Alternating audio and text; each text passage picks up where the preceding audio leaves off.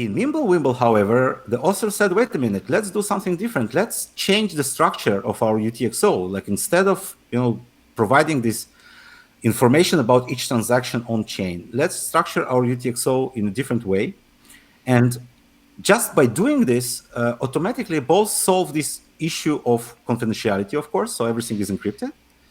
And also let's do it in a way that doesn't cause the blockchain size to bloat. And that was the first like major breakthrough in MimbleWimble.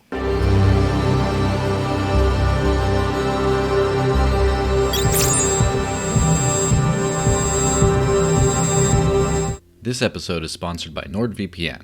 I've been using NordVPN for years since it doesn't log your data, has over 5,300 super fast servers in 59 countries, and I can pay in my favorite cryptocurrency, Dash, which is important since I'm unbanked. Take back your online privacy. Sign up now with the promo code DCN and get 68% off, or just $3.71 per month, plus an additional month free. Go to nordvpn.org/DCN or use the coupon code DCN. Hey everyone, I have the wonderful pleasure today of speaking with the one and only Alex Romanov of Beam. How's it going, man? Yeah, it's going great actually. Thanks for having me. Well, thanks for being on. I've been doing a series of these interviews talking about privacy in cryptocurrency because I think that that's something that's not really very well understood. Outside the crypto space, it seems like people just think that if it's crypto, it's automatically super anonymous and probably used for illegal things. And inside crypto, people think that if it's called privacy coin, it's like super private. If not, it's not. And I found that there have been some exchanges that have even based their listing policies on a basic Google search for privacy coin and not on anything technical. And so because it's such a misunderstood subject, I like to kind of go deep into this stuff. So first off, we can talk about Beam specifically. Now, I remember back in the day, just a couple of years ago, which is an eternity in cryptocurrency, as you know, there was a lot of attention that came around MimbleWimble, this new way of delivering enhanced user privacy. And at that same time, it seems like there was a lot of attention specifically around Grin, but Beam was also thrown out there a few times, and a lot of times just sort of lumped into the same sort of a project. And so first off, would you mind breaking down what MimbleWimble does differently than other approaches like encryption or like CoinJoins or things like that, what it does differently to achieve privacy? And then we'll go into like how it's actually different, how Beam approaches this in a different way to Grin. So first off, how does MimbleWimble work that's different? Okay, so let's start a little bit even before that. Let's talk about the privacy in general. So privacy in general has at least two components. The first component is technological, right? But the other component is behavior, your own behavior. Because let me give you a quick example. I believe that whenever you go out of your house, you automatically lock your door behind you, right? Yes. And you don't think about it much, right? So it's not something that you think about. You don't think, wait, should I lock the door or not? You just do it. And the same thing is about your car. When you go out of the car, you lock it and you don't think about it much. So of course, if there is no lock on the door or the car, you will not be able to lock it at all. But even if there is a lock and you leave it open, basically you've done nothing. So the same thing is very true with privacy in general and specifically privacy in cryptocurrencies. And the reason I say that is because a lot of people assume, as you mentioned, that if something is called privacy coin and whatever I do, like however I use it, I'm private. And that is not exactly the case, as we will see. So when we have started working on our project, it was March 2018. And at that time, several things have happened. First of all, there were already several existing privacy coins. Monero, Zcash was already there. And MimbleWimble was published in July 2016. And it was immediately very interesting and attracted a lot of attention because of several things. First of all, it was published anonymously. And as you know, this industry favors this kind of anonymous publishing. Makes it sexy. Oh, yeah, it's mysterious. Like there is a pseudonym, Tom something Jedusor, like nobody knows who this is. And that was the first kind of the mystique around it. And the second reason it was very interesting in the beginning is because it's really a short white paper, like 4 pages long, and it presented a very novel approach to this entire privacy on-chain idea.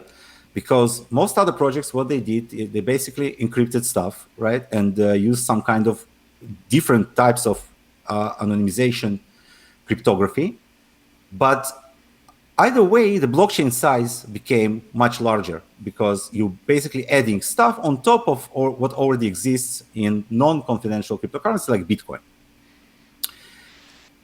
In MimbleWimble, however, the author said, wait a minute, let's do something different. Let's change the structure of our UTXO. Like instead of providing this information about each transaction on chain, let's structure our UTXO in a different way.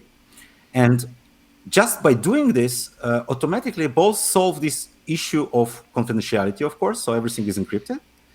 And also let's do it in a way that doesn't cause the blockchain size to bloat. And that was the first like major breakthrough in MimbleWimble. Of course, there are several trade-offs, like anything in life, it doesn't come free. MimbleWimble is an interactive protocol, so it requires the signatures from both the sender and the receiver. And it means that you cannot just, like you used to in Bitcoin, take an address, sign the transaction and send it. You need some kind of interaction, basically one round trip between the sender and the receiver.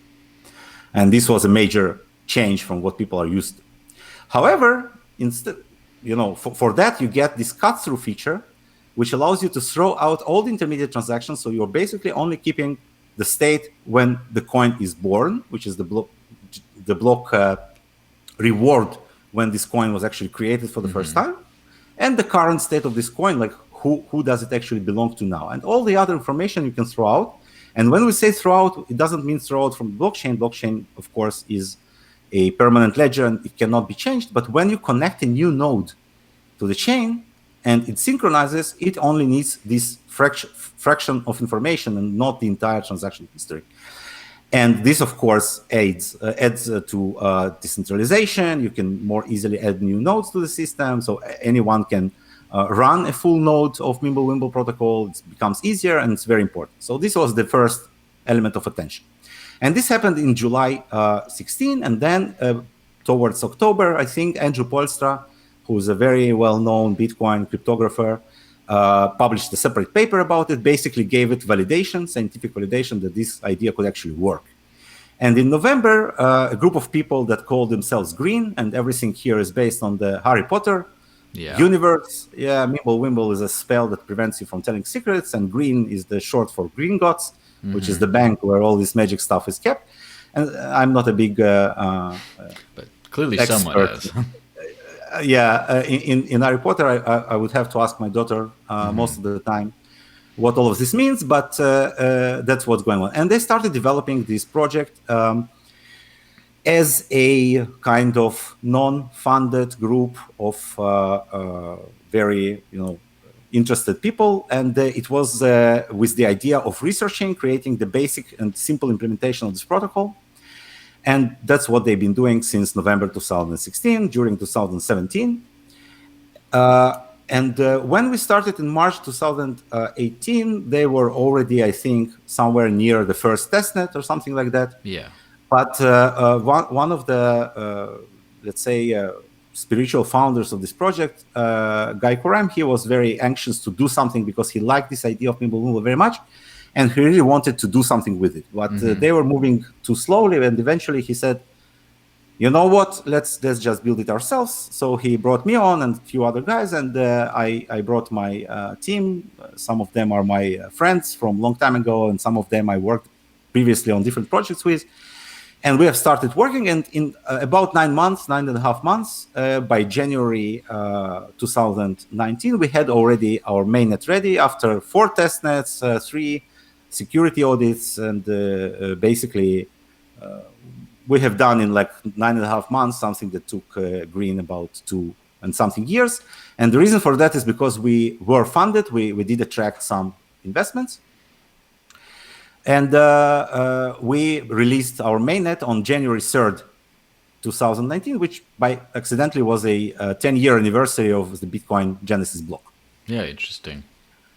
So the main differences from our approach, except for the technologies, like we use different language, but we didn't actually take anything from Green. We didn't fork anyone. We implemented everything from scratch in C++.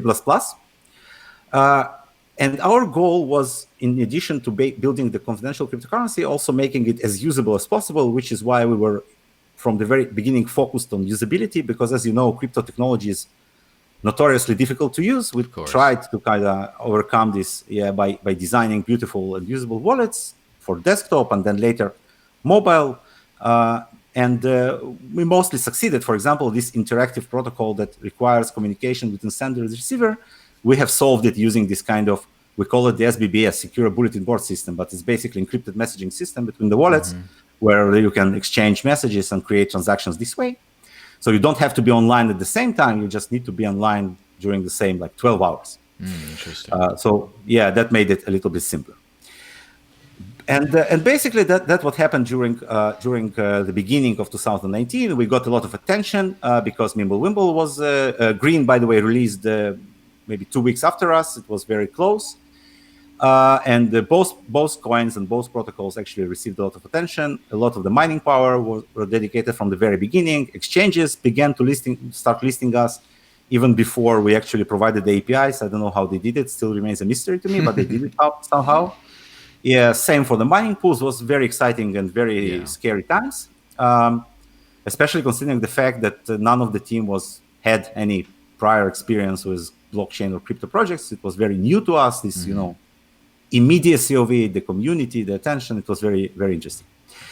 But then we started noticing things like when we started diving into this basically very simple protocol. And one of the beauties of MimbleWimble is that you can explain it to a 5-year-old. It's so elegant in the way it solves things. It's basically very impressive. But we started noticing that this protocol hides some very interesting surprises, good surprises inside. Yeah. For example, one of the things that we noticed that because of this idea of kernels, which is like part of each transaction, and this part actually is the only thing that remains in the blockchain forever. Like you can remove all the UTXOs because they kind of cancel themselves using the cut-through, but these kernels, they do remain.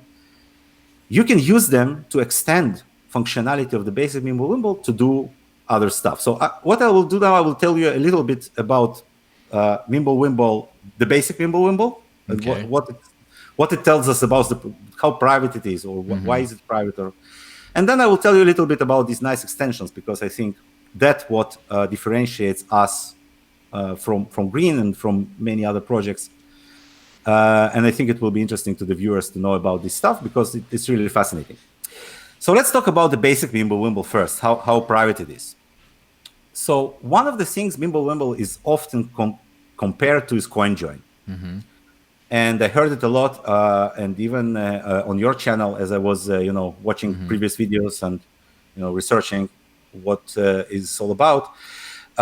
So let me explain in a simple example what is the difference between CoinJoin and MimbleWimble, and also tell you why these things are often compared.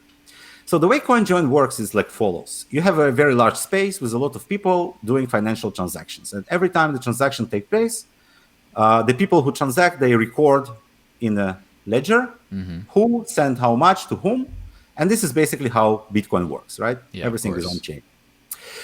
Every once in a while, a group of people goes into the corner of that space, takes a big bucket, and they shout, listen, everyone wanting to CoinJoin 1 Bitcoin, come here.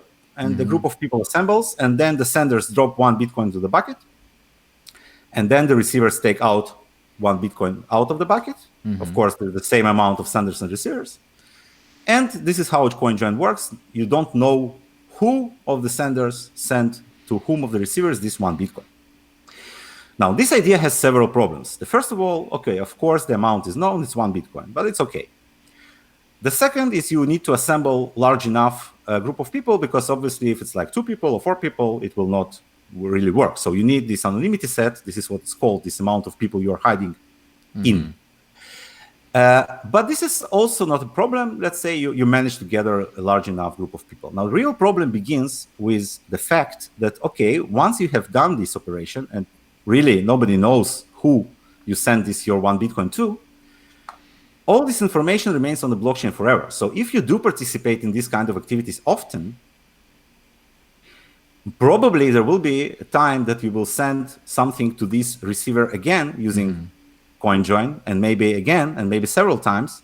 And if you do, after a while, somebody can just take the snapshot of the blockchain from the beginning of times until today, and look at all the times that you have participated in a CoinJoin, and then take a look about like how many people repeat themselves in that anonymity group that you have chosen. And if you're not careful enough, it may be that you are hiding within like 100 people, but actually there's always one person who is there with you somehow. And all the other 98 people are different. And if this is the case, you're basically de-anonymized in the CoinJoin. And the reason this is possible is because all this information is stored on blockchain. So they don't need to catch you in the act. They can take this information whenever they want and then analyze it retrospectively till the very first block. The way MimbleWimble works is a little bit different. It's the same space, but no information is written to the ledger other than the encrypted amount. So there are no addresses in MimbleWimble at all. Of course, as there are no addresses, the addresses also are not used to prove the ownership of anything. Yeah. And the information about the value of the transaction is encrypted. So when you look at the MimbleWimble blockchain, even if we're talking about the archive node, right, the node that records all the information and doesn't throw out anything, all you see is a very big blob of encrypted values. That's all you see. So this is the difference between CoinJoin, how CoinJoin works, and how MimbleWimble works. So saying that MimbleWimble is like very big CoinJoin is not accurate in this regard. However, you can attack MimbleWimble, and the way you can attack MimbleWimble is just by doing something completely different. So obviously, you cannot analyze the blockchain retrospectively. What you need to do is catch someone in the act. And what it means, you should send targeted attacks, targeted transactions to someone. And then on the other end, you need some kind of a KYC, and then you will be able to establish some link probabilistically, right, with some probability between two people. And this is called linkability attack. And the reason it's possible is because MimbleWimble, just like Bitcoin, is a UTXO-based cryptocurrency, which means that in each transaction, input UTXOs are converted to output UTXOs, which are then in turn used in the next transaction, and so on. And even without knowing the amounts and without knowing who is participating, you can reconstruct this transaction graph and try to use this information. So this is what this article a year ago from Ivan Bogati was about. And this was let's say, the major weakness in a way of MimbleWimble, which was the most attacked during the more, the early stages. Yeah, of course. So basically the claim is like this. If I am able to monitor large amounts of the network, which means I run a lot of Beam nodes, I can record all the transactions that are sent from the wallet. So I record the IP addresses of these wallets. And then I try to use this triangulation technique to understand who is trying to receive these transactions using this KYC on the other side that I have, probably from a centralized exchange or any other information. And then if I do a lot of these transactions, targeted attacks on some specific individual, after some amount of time, I might be able to statistically suggest connection between two specific senders and receivers. Okay, that's the point. Yeah, that makes sense. And this is a valid point. This is a valid point. However, what was not valid in that specific article is the alleged ease with which this attack could have been conducted. So this statement that it's very cheap to de-anonymize MimbleWimble protocol, was incorrect. So it is possible, but it is much more difficult than it was kind of implied in that article, which why we kind of reacted and said that it's like, and also, of course, never mind. When you publish these kind of articles, you should probably get also the opinions of the projects that use this protocol, and try to present both sides of the story, which was clearly not there. But that's beyond the point. We are talking tactics here. So we were, of course, aware, like everyone else who is working with MimbleWimble, were aware of this problem, And we did two things, one in the very beginning and one very recently, to fix this situation. The first thing we did was to create decoy outputs. So basically, we have something called Dandelion. Dandelion is a protocol which was developed by Giulia Fanti. I don't remember which university she's at, but it was developed for Bitcoin. And the idea was to avoid triangulation of the source node or source wallet by trying to time when the transactions are received by different nodes in the network. So you know the topology, or you can assume the topology, and then you're trying to calculate, like, okay, if this node received this transaction at that time, and this node received this transaction at that time, what node could it possibly have come from? That's exactly possible, yeah. So what Dandelion says is basically, instead of doing the immediate broadcast or gossip protocol, as it's called, what we're doing, we first route these transactions through a series of random nodes. So each node selects a random peer and only sends this transaction to this peer. And after a few hops, and each hop is determined by a coin flip, basically with some probability, then only then it is broadcast. And then basically it obfuscates the original node where it came from. And they published a very good and very well funded research explaining why this will work. So this is the point. However, if you have very low amount of transactions in the network, basically this will not work, because like so few transactions, you can still trace. And what we've done in this case, we have added decoy output. So each node in the system that moves the transactions through this stem phase of the Dandelion adds fake outputs to this transaction, which have a zero sum, so they do not affect the actual transaction, but they look indistinguishable from other outputs. So when somebody receives this node, of course, if you're an attacker and you're one of the stem nodes, you will not be fooled, but the probability of that is smaller the larger network you have of actually honest nodes. And if you do receive it in the fluff phase, you don't know which outputs are fake and which are real. And this greatly decreases your chances of deducing the original node or original wallet who sent it. Yeah, does that increase the transaction size at all by putting extra decoys out? No, it doesn't, because it does increase the blockchain size temporarily, but as we know, we have this cut through, so this information will be eventually removed. And the reason it will be removed because this same node that created the fake output, in one of the next transactions, it also creates a fake input that cancels that output. And since in MimbleWimble, all of these are later combined and kind of, like plus and minus cancel themselves out. So eventually, in the long term, the total influence of this operation on the blockchain size is zero. Interesting. So it seems like, and I've heard this kind of before, that a lot of times, no matter how good how technically sound a privacy technique is, it seems to be much easier to de-anonymize if there's not a lot of users. Is that usually correct? Yes, definitely. So it's exactly right, and I will also get to this part in the second thing that we did quite recently.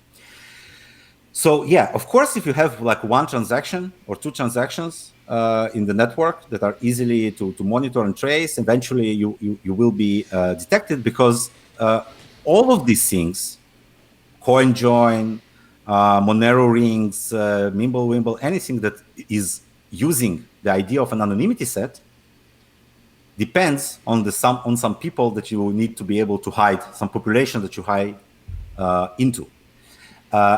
By the way, it's not enough to have just the anonymity set size. You need what's called an effective anonymity set size, because if you're hiding inside 100 people, but this group of 100 people was selected from 1 million people population, and somehow you are always one of these 100, and all the other 99 are different, so obviously your anonymity is not 1 out of 100, it's much smaller because the total population is large. Yeah.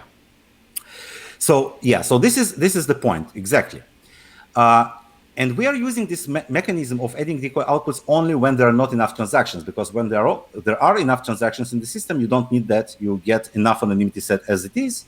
If you don't have enough anonymity, then we add these decoys. So we basically guarantee some minimum anonymity set for each output of the transaction for each transaction. And yeah, so that's it's not a perfect solution, but it helps. It improves your odds of not being detected at this specific, type of somebody listening to a lot of the network attack. However, sorry. Yeah. So the other thing I was thinking of when mentioning it's cheap to attack the network, and of course maybe a little bit hyperbolic, but the way I understand it, this works by spinning up a whole bunch of fake or malicious nodes and then listening in on traffic. Now, how expensive is it actually to run a node? Is there any sort of a barrier to being able to run a node, or is it technically, theoretically easy to create quite a few of them? Okay, so first of all, it's not expensive at all. Mm-hmm. We didn't release that, but we even ran a full node on a Android phone, I believe, once. It's not very practical, of course, because of battery and stuff, but it's possible. So yeah, it's very cheap to run a Beam node, which is why we do not count on this Dandelion, even with Deco output solution. And what we've done recently, we've added another protocol on top of MimbleWimble, and it's basically was adapted from the Lelantus protocol that you have been discussing with Ruben from Zcoin. What we've done is when the paper was released from Aram Juvanian, who is the cryptographer who developed the Zcoin protocol, the Lelantus, we saw immediately that it has some very nice features. First of all, it uses cryptography that is similar to MimbleWimble. It does not require trusted setup, just like MimbleWimble. It has the same type of cryptographic primitives as MimbleWimble, so it basically looks very familiar. And second, that it allows us to actually solve this linkability problem, like for real. And the way it works is that basically Lelantus is a shielded pool. It's a pool of anonymity that you drop your coins into the pool, wait for some time, and then take them out. And the coin that you take out is completely unlinked from all the previous history. So what we've done, we've taken this basic protocol, we've adapted it to work with MimbleWimble, on top of it, some kind of like augmented protocol.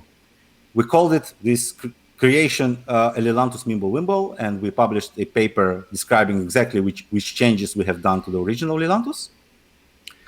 And we have implemented it and we have deployed it on our mainnet 2 months ago. And today is actually the day when we release the first version of our desktop wallets, that 5.1, that already supports this in our UI wallet. So far it was supported only in command line.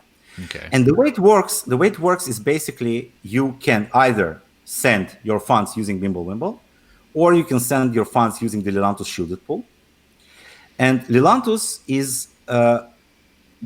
has this unlinking property, but it also has some trade-offs because Lelantus proofs are larger. And also it's heavier on the blockchain size because these coins that you put into the pool, even though you take new coins out, the coins that are in the pool remain there forever. Otherwise, you cannot prove that you do not double spend. So what we've done in Beam, we've limited the Lelantus transactions to 20% of the block. It's kind of a trade-off between best blockchain size and best privacy in terms of linkability issues. And we have created user experience that allows you to combine these two types of transactions using various incentives such as fees. And when you receive funds through Lelantus, you have to wait for the anonymity set to grow enough so we can take them out safely.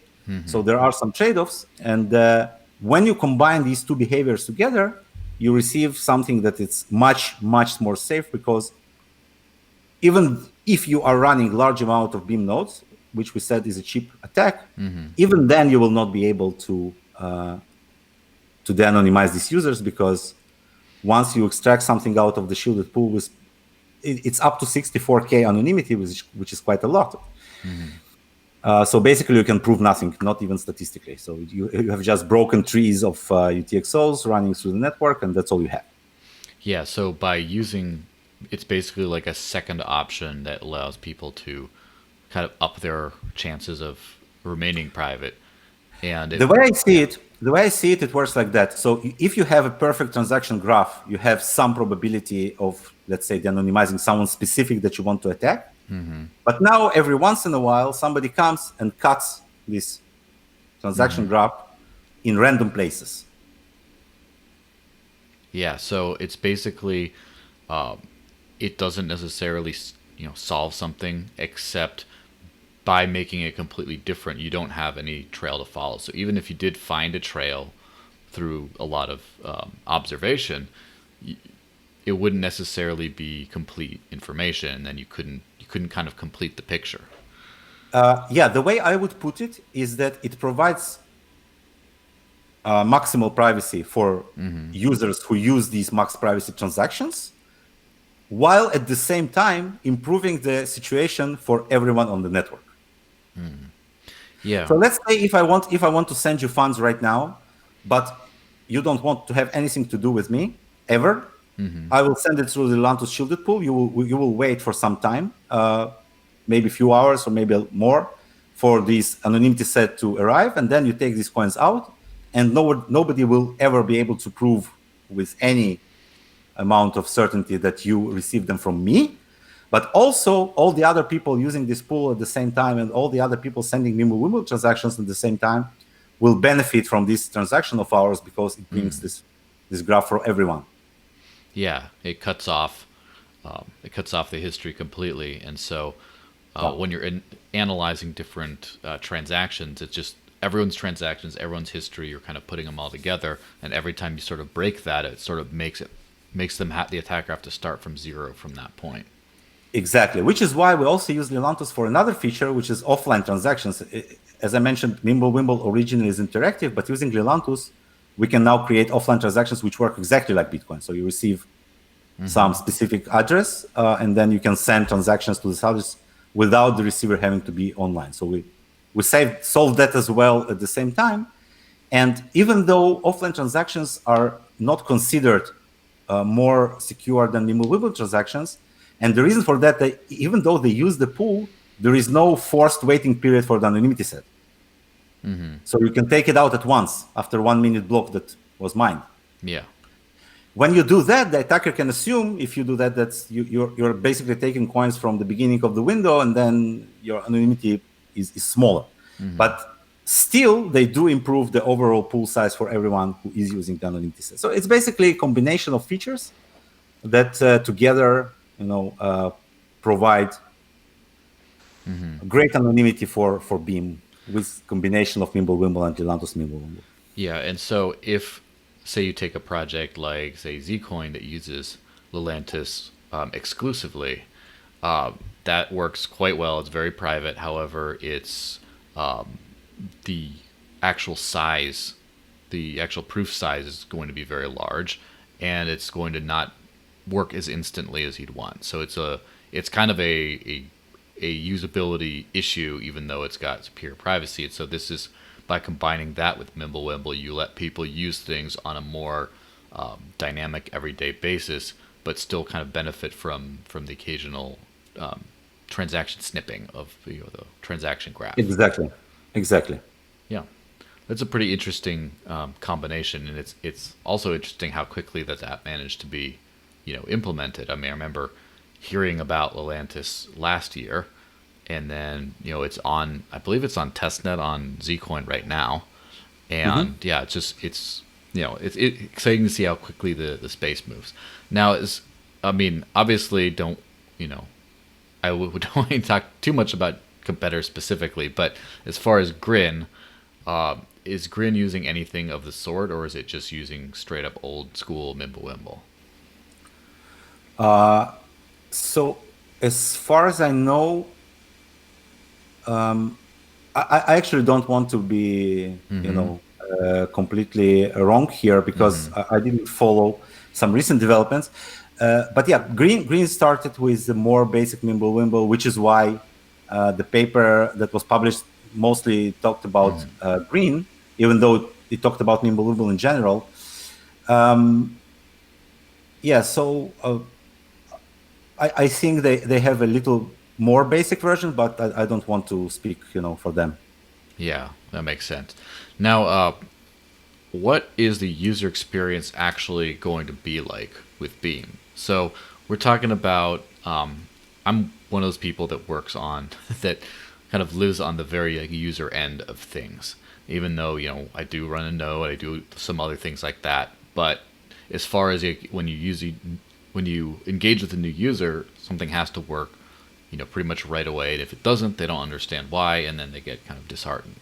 And so, first up, how is the practical experience of, say, I have a mobile wallet of some kind, and I want to send you some Beam, and what is that process? What do I have to do at that point in just very practical terms?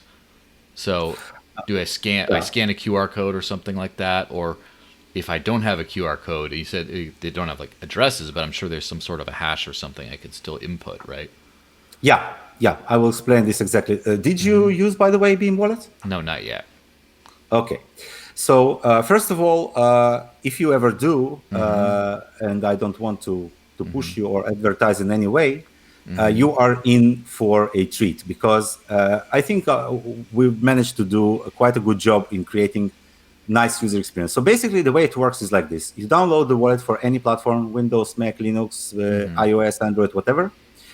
You initialize it in the regular way by creating a seed phrase that you record on some external source, and then you get an empty wallet, and you click on the receive button, which generates you an address. But just like, wait a minute, I just said that there are no addresses. So this address is actually SBBS address. It's only used for communication between wallets. It is not recorded on chain in any way. But using this address, what I do, I send it to you via Telegram or any other external communication channel. And then what you do, you either, if it's a QR code form, you can scan it, or if it's in a text form, you can paste it in the send dialog, and then you type the amount that you want to send, and you click send. That's how regular MimbleWimble transaction works. Now, if I'm online within 12 hours of this process, the SBBS message lives in the system for 12 hours. I will just receive it. I will see incoming transaction. It will send receiving. And after 1 minute, because it's 1 minute blocks and our network is not yet over capacity, so after exactly like 1 minute on average, of course, it's still proof of work mining, you will see sent on your phone, and I will see received, and that's it. The money was already exchanged. Now, the only information that was added to the blockchain at this point is this information that there was some UTXO that was changed into some other UTXO. No addresses, no amounts, nothing will be added to the blockchain. So this is the simple, basic, plain vanilla MimbleWimble transaction. It's very, very fast. If we're both online, like for example, if it's the case for two mobile wallets and we are communicating via, mobile Telegram client, I am online, you are online this time, it will be instant, which is mostly what's happening. Today, with this 5.1 being released today, and in general with this Lelantus edition, you can also ask me to send you this offline address, and this offline address has, I won't go into technical details, but it has some amount of payments that you can send me. It's not unlimited. It's a little bit complicated. I will explain it at some other time, but basically you get a little bit longer address, and now you can send me funds whenever. You don't even have to talk to me. You just open your wallet and you press, send on this, either in address book or in, if you paste this token again from somewhere, you just click send. You don't care if I'm online or not. And then when I can come online, I basically scan the blockchain. I see that there was new coins for me in the pool.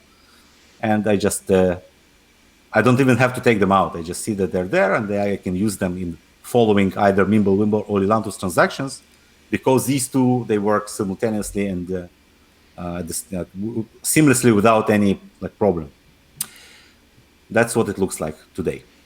Yeah, so it seems like adding Lelantus doesn't just solve a privacy issue, it solves a usability issue, where if you want to send someone and they're not online in a certain amount of time, you can just use this as well, and it doesn't mess everything up. Yes, but it's a side effect in a way, but we wouldn't have added Lelantus just for that, because as I mentioned, it has some trade-offs in terms of proof sizes and blockchain size. But yes, it's a nice feature that we have got, bonus feature that we've got out of it. Yeah, now talk to me about auditability. because that's one of the big advantages of having a blockchain is everything is just out there. You can analyze the entire chain. You can see what's going on. You can kind of get better valuations on what a project is actually worth because you see what's going in and out. And obviously, that's kind of antithetical to privacy. When you have a private chain, there's only so much you can see. And I did see something about auditability features specifically in Beam that wouldn't necessarily be in something like Grin. And do you want to go into that a little bit and how that works? Yes. So one of the key goals and, let's say, leading principles of Beam is practicality. We want it to be as practical as possible.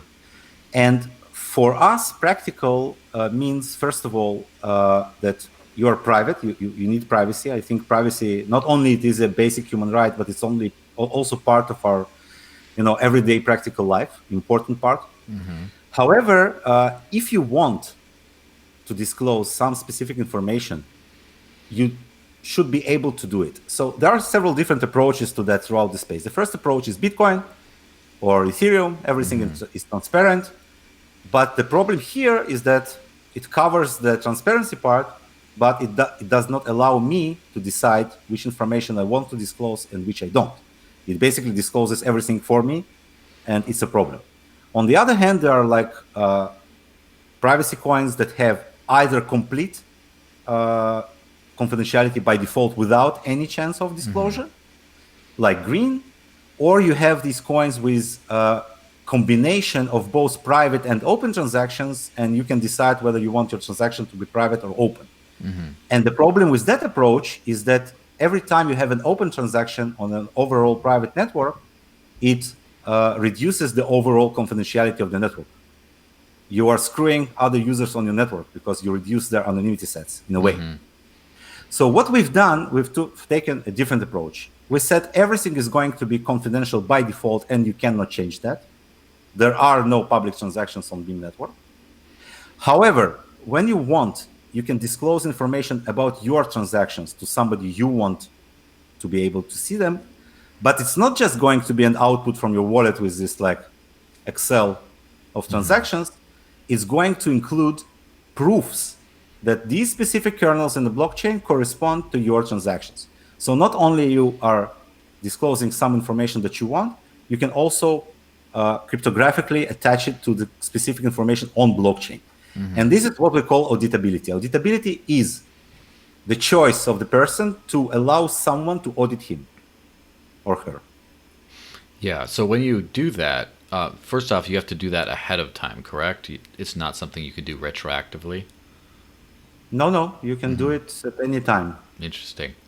So say you have a year-long transaction history. You never thought of doing auditability at all. And then at some point, your tax accountant says, hey, you need to prove some stuff. You're like, oh, crap. And then you go, and you can go prove that those kernels were yours and then just present all that publicly. Is that right? Yes. Now, does that add any extra data that can be found by people that you're not specifically intending to share it with? As in, does that add some sort of linkability that someone else sniffing around on the blockchain can kind of see? Or is it only with that audit when the person who receives the audit can kind of see it?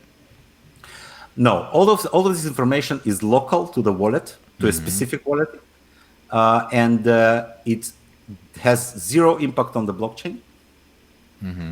So there is no additional information recorded in the blockchain. But what it does allow, it's kind of it works a little bit similar to a viewer key concept. So the person who has this viewer key can have read-only access to an information that is already on blockchain to link the information that you sent to actual transactions that happened on chain. Yeah. So it's one thing that you do need to plan ahead of time is not to delete this information from your local wallet. Yeah, of course. So then the only way to sort of find out that linkability would actually get into the wallet itself, compromise the wallet itself. Yes. And so if your wallet is compromised, which means that somebody got to your password of the wallet or your private keys, actually the private keys will not even be sufficient because you cannot get this information from chain. But if somebody got to a physical wallet and got your password, then I believe you have bigger problems than just. Well, definitely. Yeah. Yeah.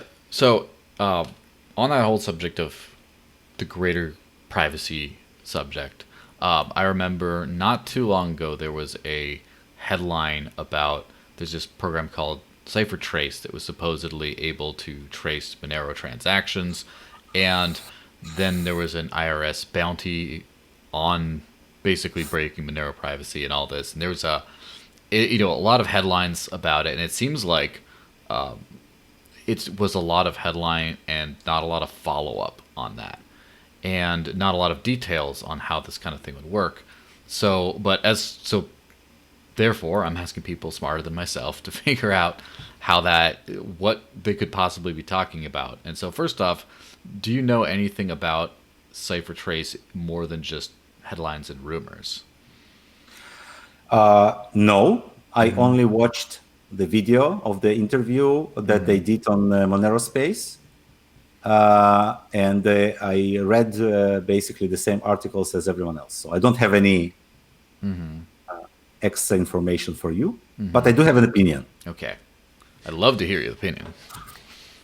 Yeah, so first of all, I was, of course, a little bit, let's say, not sad, but disappointed, let's say, that this actual topic did not receive a follow-up or at least more in-depth technical discussion, because it was kind of funny, because this company claimed that they aim to help Monero get listed on exchanges.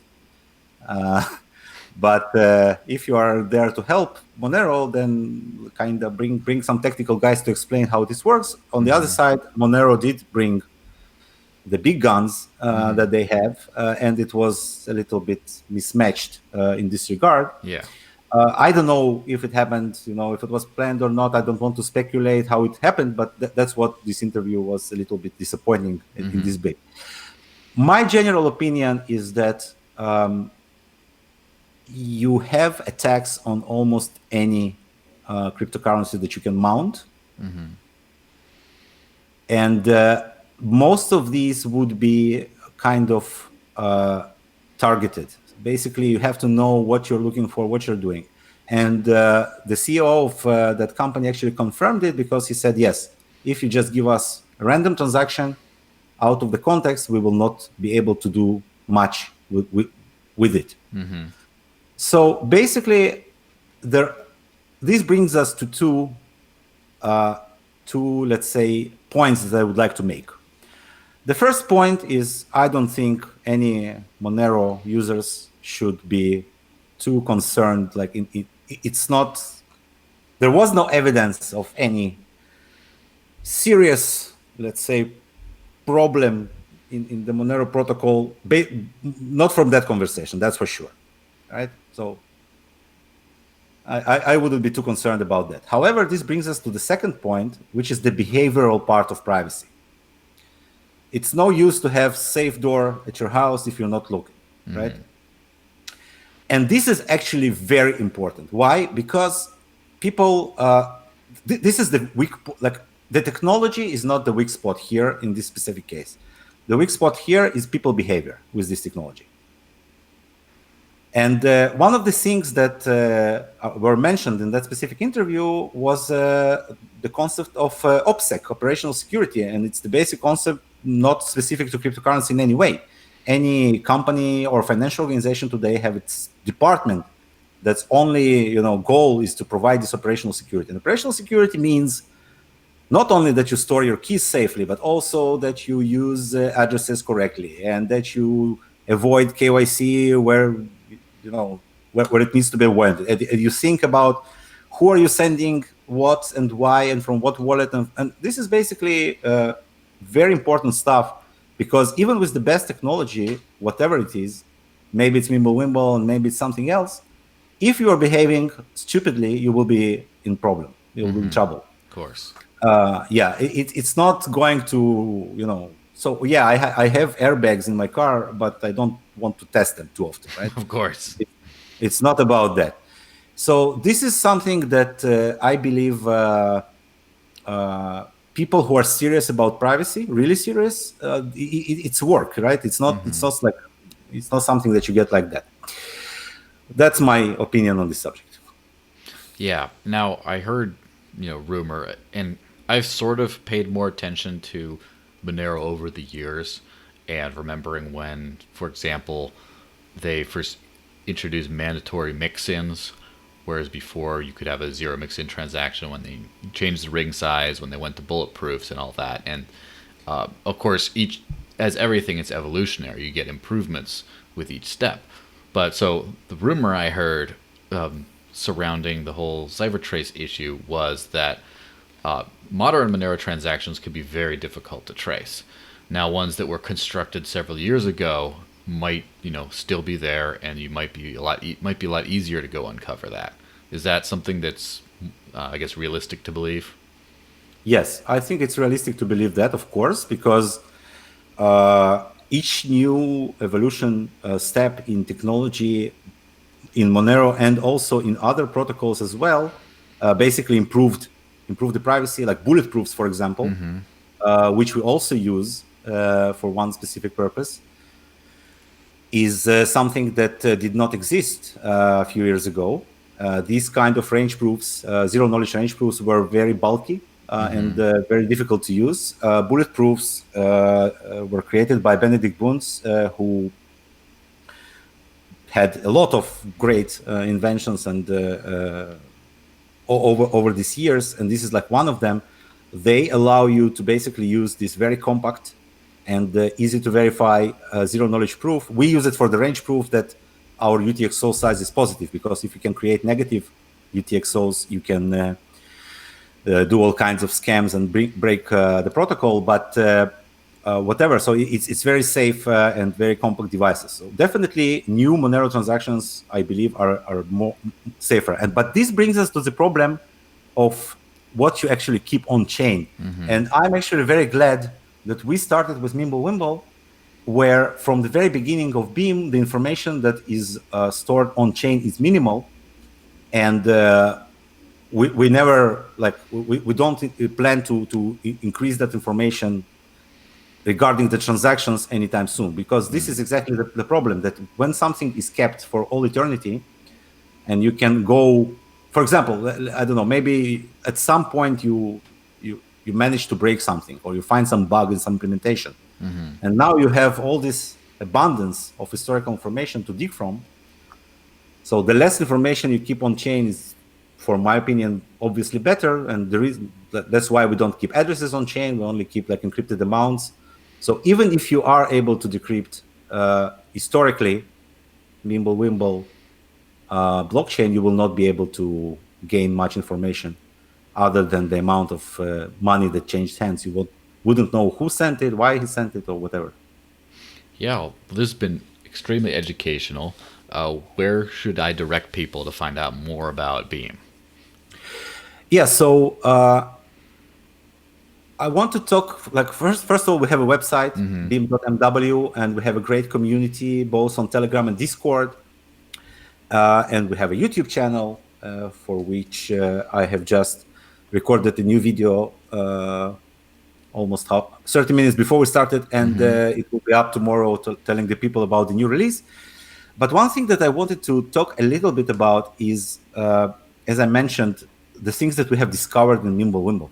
And I think that's it's going to be interesting. It's not 100%, just about privacy, but it's obviously related. So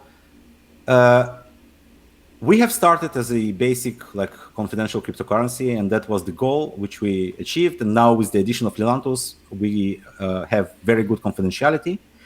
But the things that we noticed allowed us to create some additional features in Beam that are not specific to MimbleWimble, but they are enabled by this great extendability. And I will just like to name some of these features, and maybe if the viewers will be interested, they will be able to read more about it on our website and our Medium or YouTube.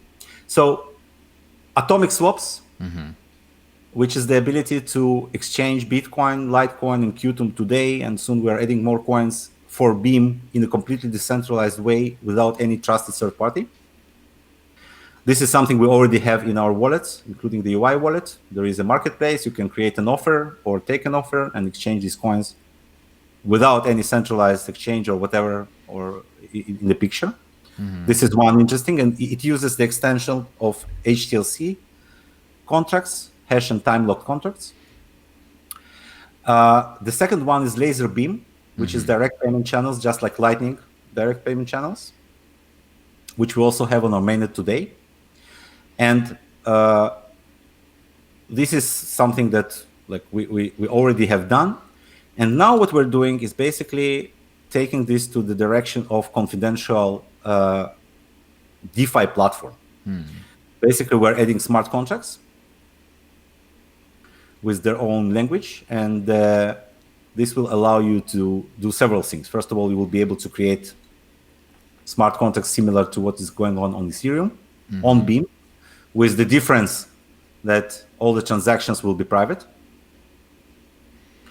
And this will allow us to create things like confidential stablecoin that we have been dreaming about for a long time. That will work in algorithmic way similar to MakerDAO. So it's not going to be backed by real dollars in the bank, but rather it will be working as a loan with collateral and balanced, according to the Oracle, reporting the price of Beam to US dollar or something like that. And of course, you will also be able to create applications using automated market makers such as Uniswap or similar things. And the biggest thing that we're planning to do, I believe it will be in the beginning of next year, is to build decentralized bridges to Ethereum so that you can take value from Ethereum network and move it to Beam, and then trade it confidentially on Beam network, and then move it back if you want to. And one of the things we've done to support this, it was also enabled in the last fork, is the confidential assets. So even today, you can create new types of assets on Beam, just like ERC20 tokens on Ethereum, very similar idea. But you don't need contract for that because it's a first-class citizen. It's basically level 1 feature. You can just create a new asset and emit any amount you want of it. And it will automatically inherit all of the confidentiality and privacy properties of Beam itself. Interesting. It seems like it's going to be a multi-tool that just about anyone can figure out whatever they want to do and just do it confidentially. Yes. This is the plan. And I think our approach here was that instead of going for confidentiality as kind of layer 2 solutions, as we see in Tether and other applications on Ethereum that try to add confidentiality on top of stuff, we thought it would be better to start with the confidential blockchain and then build features on top of it, like for overall privacy of all participants. Okay. Well, this is yeah, it's very exciting. It seems like there's a lot of cool stuff being built, and it does make me, in the highly speculative space, it does make me kind of excited to see that the technology is actually moving forward, and there's a lot of people thinking of great things. So yeah, thanks very much for your time. I hope you have a great rest of your day, and yeah, this is great.